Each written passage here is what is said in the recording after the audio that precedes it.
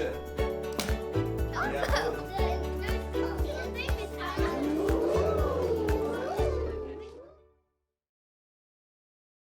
Every dyslexic learner brings their own strengths to the classroom, and it is essential that every teacher knows how to spot those strengths, how to support them, so they can empower that learner to use them in the classroom. And unfortunately, oftentimes our more traditional classrooms are not structured in such a way that they allow those to be brought out. So we, as educators, as teachers, we need to design our lessons in the way that is best suited to a dyslexic learner. Many dyslexic students find their strengths in creativity, thinking outside the box, not just sitting in a chair and listening or reading. So as an educator, it's important for us to be able to find those strengths and make sure that we're guiding our lessons to include them. Today, guys, we're going to be creating a learning profile. And a student feels strong in a classroom when they feel confident.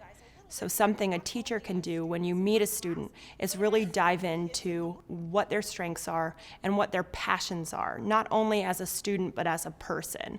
What do they care about? What are their fears? What are they excited about?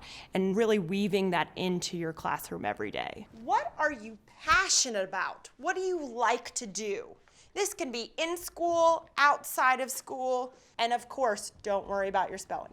At the beginning of the year with my students, we create a learner profile. So they answer multiple choice questions or short answer about the best way that they can learn in a classroom. I like to show what I know by, and I've given you lots of options. Answering questions on paper, writing about it, creating a project, or orally explaining it. That just means using your voice to explain it.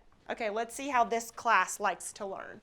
Not surprising, we have a lot of creativity in this group, and the number one thing you guys like to do is create a project. What strengths do they bring to the classroom? What are their weaknesses? Because that's important too. I finish assignments in class quickly, at an average pace.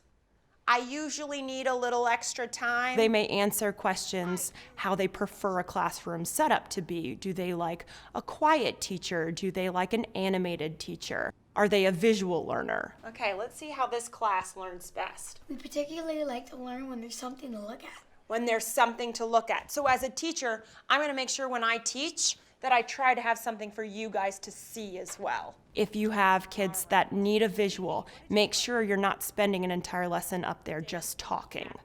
So I may ask a student, if we were going to learn about World War II, would you prefer to watch a movie on World War II? Would you like to read a story about World War II? Do you want to go to a museum and see things or touch things? And having them decide that really starts for them to think critically about how they learn and what their strengths are.